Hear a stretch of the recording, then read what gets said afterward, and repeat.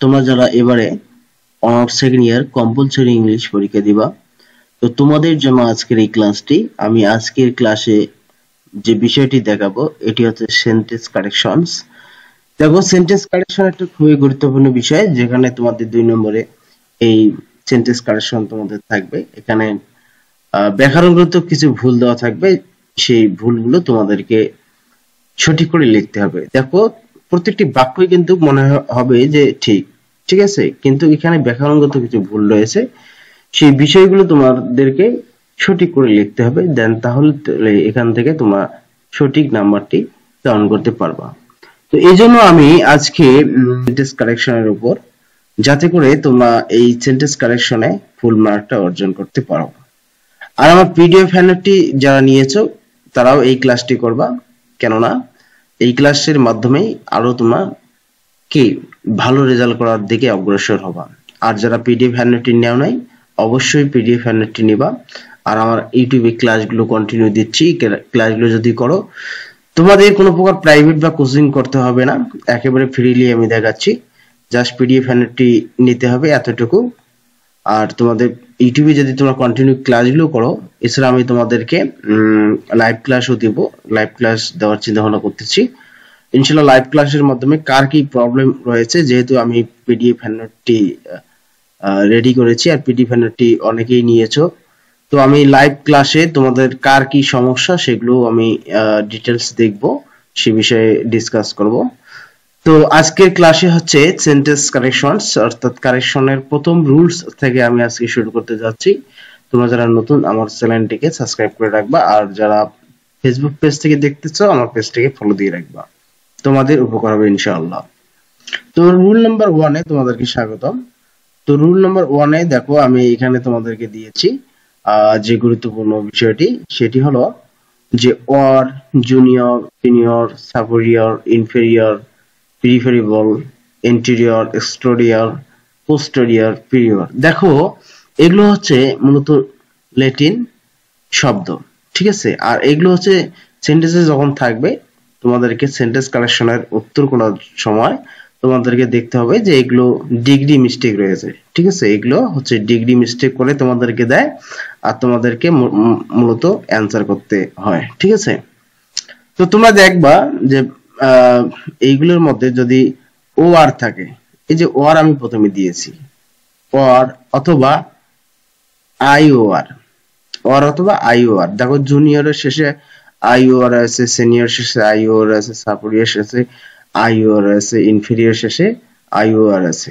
তারপরে এখানে একটি খালি আনকমন আছে, প্রিফেরেবল, ঠিক আছে।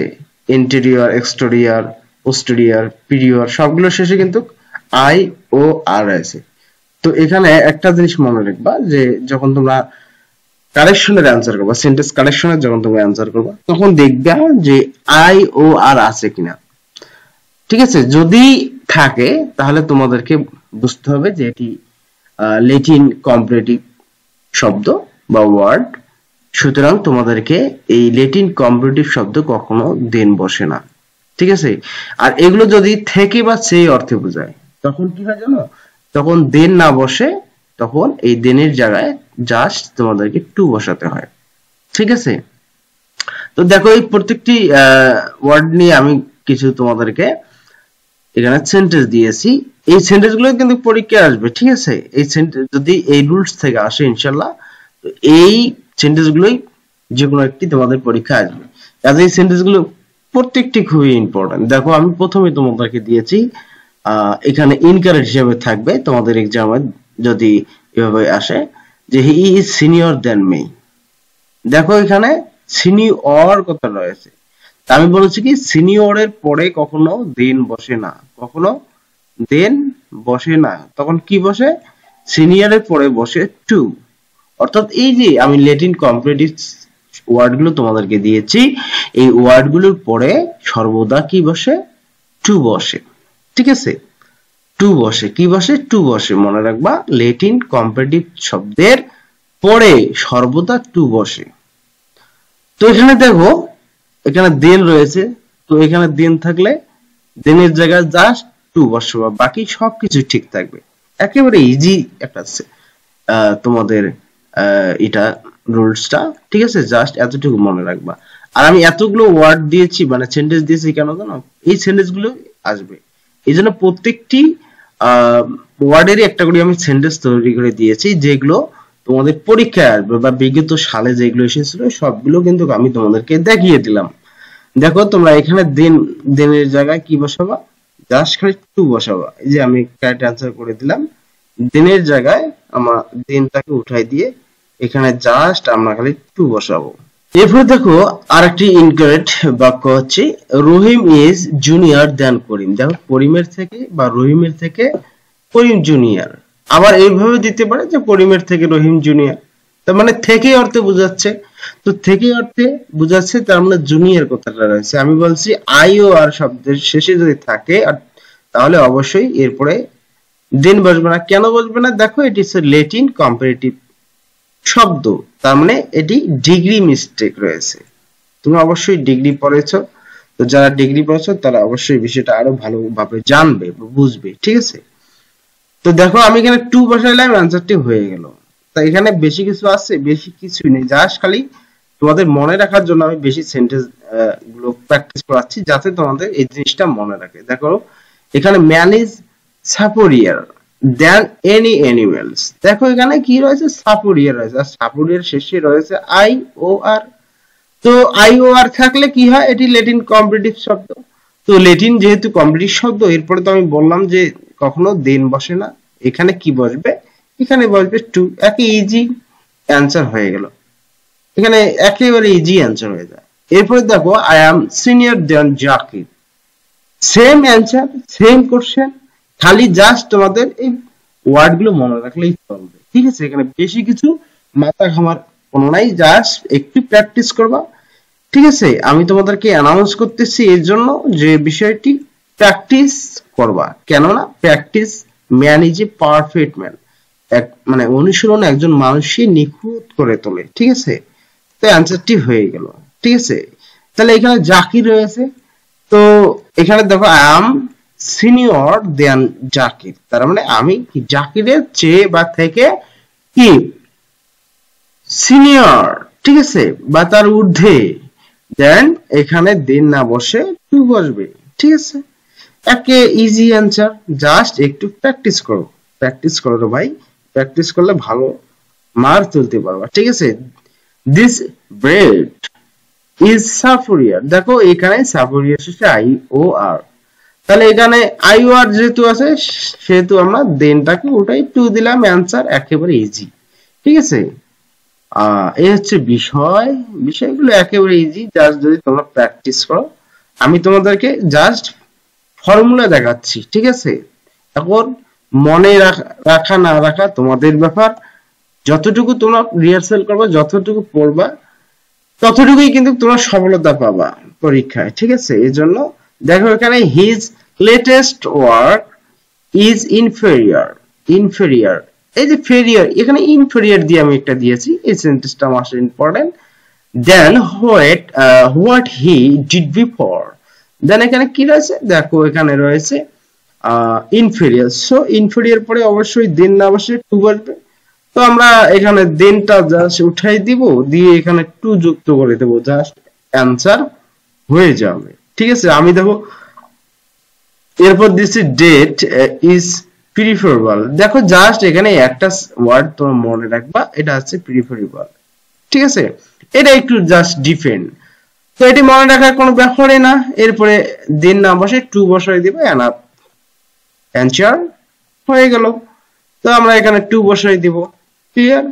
আমরা খালি গণিতের মতন জাস্ট খালি সূত্রে খালি এখানে দেখবো আর বসাই দেবো, অ্যান্সার 100 কারেক্ট। শিক্ষক অবশ্যই তোমাদেরকে যারা পরীক্ষায় খাতা কাটবে এক নিমিষেই নাম্বার দিতে বাধ্য থাকবে, ক্লিয়ার? আমরা এখন রুলস নং 2 এ চলে আসলাম। কিসে চলে আসলাম? 2 এ। দেখো প্রত্যেকটি রুলস আমি দেখাবো যেগুলো ইম্পর্টেন্ট, যেগুলো থেকে তোমাদের পরীক্ষায় একেবারে আসতে পারে এমন এক্সাম্পল দেখাবো। হয়তো হিজিবিজি এক্সাম, মানে হিজিবিজি রুলস গুলো আমি তোমাদের পিডিএফ হ্যান্ডআউটে দেব না, আর এখানেও প্র্যাকটিস করবো না, যেগুলো আসার মতো সেগুলোই তোমাদের করাচ্ছি। তো এই জন্য ক্লাসটি ইম্পর্টেন্ট, মনোযোগ সহকারে দেখবা। যারা সাবস্ক্রাইব করে না এখনো করে নাও।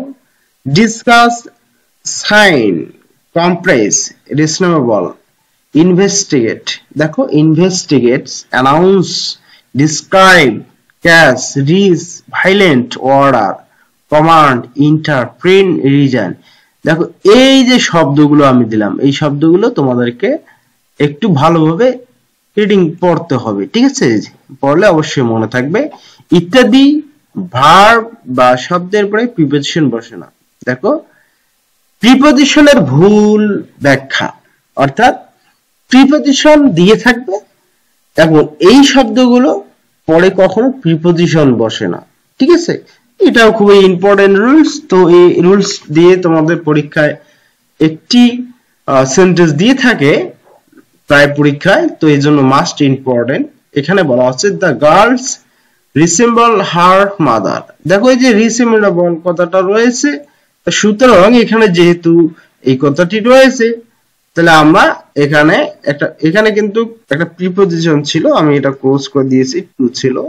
তো যেহেতু এখানে টু রয়েছে, আমরা এই প্রিপোজিশনটাকে উঠাই দেব, অ্যান্সার, ঠিক আছে? এতক্ষণ আমরা শিখলাম যে দেন উঠাই গিয়ে কি বসে, টু বসে কখন, ল্যাটিন কম্পারেটিভ শব্দ থাকলে।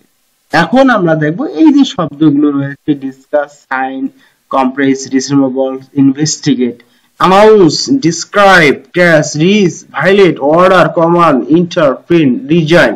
এই যে শব্দগুলো, এই শব্দগুলো যদি আমরা কোনো সেন্টেন্সের মধ্যে পাই, আমাদেরকে লক্ষ্য রাখতে হবে এই শব্দগুলোর পরে আসলে প্রিপোজিশন আছে কি না। অবশ্যই প্রিপোজিশন থাকবে, যেহেতু এই শব্দগুলো পরে প্রিপোজিশন বসায় না, সুতরাং তোমাদেরকে প্রিপোজিশন দিয়েই হয়তো সেন্টেন্স দিবে, তোমাদেরকে দেখতে হবে প্রিপোজিশন আছে কিনা। প্রিপোজিশন থাকলেই সেটাকে তোমরা আউট করে দেবা, আউট অফ দা মাঠ বা ফিল্ড, ঠিক আছে?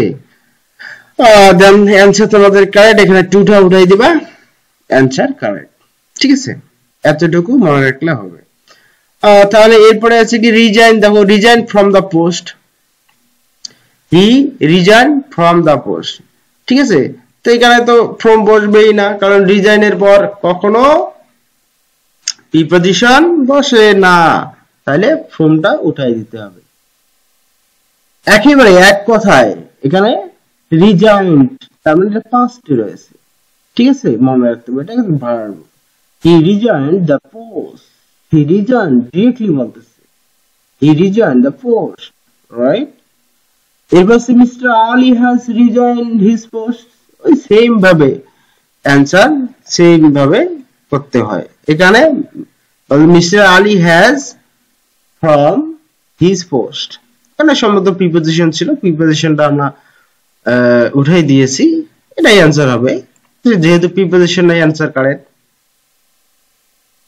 এরপরে কি বলা হচ্ছে, দেখো we discuss about the problem, তার মানে কি আমরা এই সমস্যা নিয়ে আলোচনা করতেছি।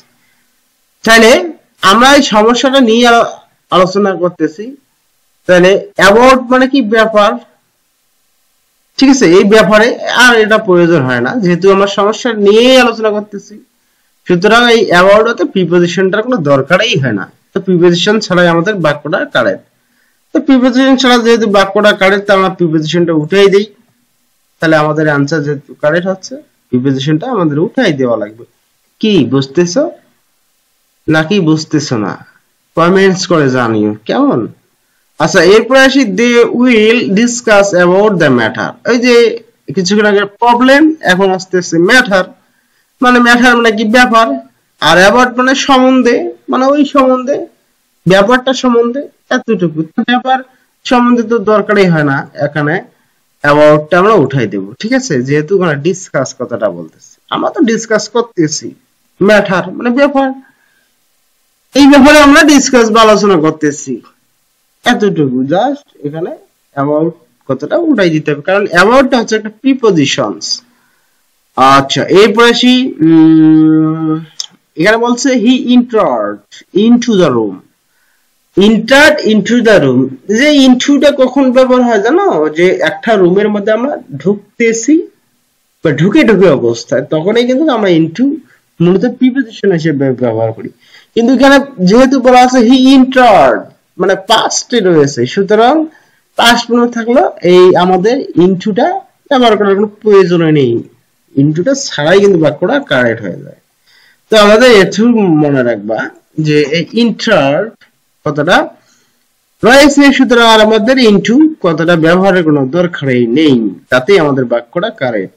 এখানে বলা হচ্ছে দা পুলিশ আর ইনভেস্টিগেট। দেখো পুলিশ একটা কেস ইনভেস্টিগেট মানে কি, একটা কেস তদন্ত করতেছে, ঠিক আছে। পুলিশ তো সর্বদা একটা কেস তদন্ত করেই, সেখানে ইনটুর কথাটার প্রতি কোনো প্রশ্নই আসে না। ইনটু তো প্রিপোজিশন, কারণ ইনটুটা হচ্ছে যে ঢুকে ঢুকে অবস্থায় বা একটা কাজ করতেছে, ঠিক আছে, এরকম অবস্থায় বোঝাচ্ছে। তো এখানে ইনভেস্টিগেট যেহেতু আছে বা ইনভেস্টিগেটিং, সুতরাং আমাদের ইনটুর কোনো দরকারই নেই, সুতরাং আমরা এই ইনটুটা উঠাই দিব। ইনটুটা উঠাই দিলেই আমাদের অ্যান্সার হয়ে যাবে, রাইট? ক্লিয়ার? বুঝতেছো তো নাকি? কমেন্টস করে জানাবা হ্যাঁ অথবা না। যারা বুঝো না তারা অবশ্যই কমেন্টস করে জানাবা, যারা বুঝতেছো তো ভালো, না বুঝলে কমেন্টস করে জানাবা, ইনবক্স করবা। স্যার এই জায়গায় বুঝতেছি না, আমি অবশ্যই সেই বিষয়ে আলোচনা করার চেষ্টা করব, জবাব দিব একটু করে, ঠিক আছে? আচ্ছা, এরপরে আসি he announce for the result. He announce for result. দেখো আমি বলছি অ্যানাউন্স মানে কি, কোনো কিছু জানানো, কাউকে অভিহিত করা কোনো বিষয় সম্বন্ধে। সুতরাং এখানে এরপরে প্রিপোজিশন বসার কোনো দরকার হয় না, ফর টা আমাদেরকে উঠাই দিতে হবে, অ্যানাউন্স, ঠিক আছে? অ্যানাউন্সের পর মনে রাখবো কখনো প্রিপোজিশন বসে না। সো আমরা প্রিপোজিশনটা উঠাই দিলাম। He announce the result. He announce the result, answer হয়ে গেল। এরপরে দেখো describe. Describe about the matter. He describe about the matter, সুতরাং এখানে যেহেতু আছে হি ডিসক্রাইব, তো ডিসক্রাইব এরপর আমি বলেছি কখনো প্রিপোজিশন বসে না, তো আমরা এই ডিসক্রাইব এর পর প্রিপোজিশনও বসাবো না। যেহেতু বসে না, তা আমরা কেন বসাবো? আমরা উঠাই দেব। রুলস বলতেছে যে প্রিপোজিশন বসবে না, তোমরা যদি বসাও তাহলে অ্যান্সার ক্লোজ হবে, হবে না, এইজন্য অ্যান্সার হবে না, এইজন্য আমাদেরকে প্রিপোজিশনটা উঠাই দিতে হবে। এর কোনো বিকল্প আছে? নেই। এবার দেখো এরপরে হচ্ছে কি, a drowning man catches to a straw. দেখো এখানে এই যে টু কথাটা আছে, প্রিপোজিশন আছে, তো প্রিপোজিশন তো আমাদেরকে উঠাই দিতে হবে। এর মানে ক্যাচেস এর পর কি প্রিপোজিশন বসে দন্তের নয়কারে না, উঠাই দিলাম, অ্যান্সার কারেক্ট। আশা করি তোমরা বুঝেছো। দেখো এই এগুলো তোমরা স্ক্রিনশট দিয়ে রাখো, আর বিশেষ করে তোমরা যারা একেবারে নোট করে রাখবা, নোট করে দুই একবার লিখবা, প্র্যাকটিস করবা, আশা করি তারা কখনো ভুলবে না, ঠিক আছে? আর যারা খালি দেখতেছো পড়তেছো, শেষ, দুদিন পর ভুলে যাবা। কিন্তু যারা হ্যান্ড রাইটিং প্র্যাকটিস করবা, ঠিক আছে, বাস্তবে যারা লিখবা খাতা কলমে, তাদের কিন্তু অবশ্যই মনে থাকবে। এটা আমার ব্যক্তিগত এক্সপেরিয়েন্স, তোমরা এখন ভালো জানো তোমাদের কিভাবে মনে থাকবে না থাকবে। এখন দেখো রুলস নং 3, এখানে বলছে অ্যাপ্রোপ্রিয়েট প্রিপোজিশনস কারেকশনস। কিছু বাক্যে সিআইতে শব্দের পরে প্রিপোজিশন ভুল দেওয়া থাকবে। এতক্ষণ আমরা বললাম কি, যে এই যে শব্দগুলো দেখালাম ওই শব্দগুলোর পরে প্রিপোজিশন কখনো বসবে না। এখন আমি দেখাবো অ্যাপ্রোপ্রিয়েট প্রিপোজিশনটা কিভাবে কোথায় বসবে, আর এই শব্দগুলো থাকলেই এর সাথে ওই প্রিপোজিশনটা বসবে। মানে এটা একটা শব্দের সাথে আর একটা শব্দের জন্য আঠার মতো লেগে থাকে, ঠিক আছে? যেমন তোমাদের চশমা কি কাজে ব্যবহার হয়? চশমা কি মাথায় ব্যবহার করে কেউ? না, চশমা ব্যবহার করে চোখে। তার মানে চশমা চোখের সাথে অল টাইম লেগে থাকে, ঠিক আছে? তাহলে তো চশমার সানগ্লাসের কি একটা সৌন্দর্য হয়। যেমন সেরকম এই ওয়ার্ড গুলো রয়েছে, যেমন চার্জড উইথ মানে অভিযুক্ত, একটার সঙ্গে আরেকটা কিন্তু লেগে আছে। স্ট্রিক্ট টু মানে অটল থাকা, অ্যাক্রুজ অফ মানে অভিযুক্ত, অপেনেট মানে নির্দিষ্ট বিন্দু, কাম অফ জন্মগ্রহণ করা দাও, কাম অফ। ঠিক আছে, 1 ফুট মানে পায়ে হাঁটা, লার্জ এট বিদ্রুপ করা। তো এই ওয়ার্ডগুলো তোমাদেরকে মনে রাখতে হবে, ঠিক আছে। কিন্তু দেখো যে চার্জ উইথ না দিয়ে দেবে চার্জ ইন, চার্জ অফ, এই এতটুকু যদি তোমরা বুঝো যে চার্জের সাথে সবসময় উইথই হয়, ঠিক আছে। যেমন এখানে বলা হচ্ছে he is absent in the meeting, he is absent in the meeting. দেখো অ্যাবসেন্টের সাথে কিন্তু একটা কথা লেগে আছে, আমি দেখাচ্ছি। এই যে দেখো অ্যাবসেন্ট ফ্রম মানে অনুপস্থিত থাকা, অ্যাবসেন্ট ফ্রম, অ্যাবসেন্ট মানে কি অনুপস্থিত, ফ্রম মানে থেকে বা থাকা, এই জন্য বলা হচ্ছে অ্যাবসেন্ট ফ্রম মানে অনুপস্থিত থাকা, ঠিক আছে। মানে কি এটার সাথে এটা কিন্তু লেগেই আছে। তো এখানে বলতেছে হি is absent in the meeting. দেখো মিটিং এ কেউ কি অনুপস্থিত থাকে? যদি আমি ধরো একটা জায়গায় মিটিং হচ্ছে, এখন আমি কি ওখানে থেকে অ্যাবসেন্ট থাকতে পারি?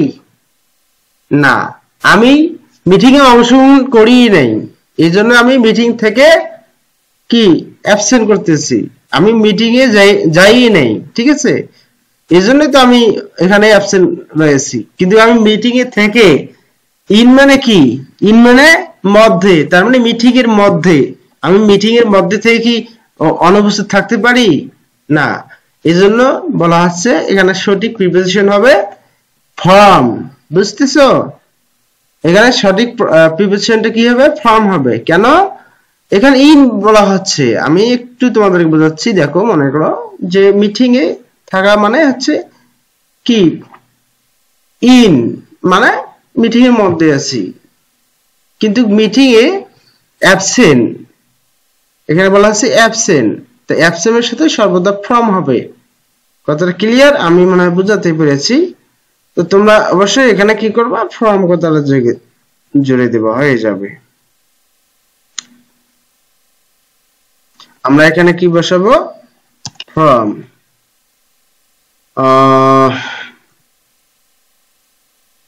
রাইট।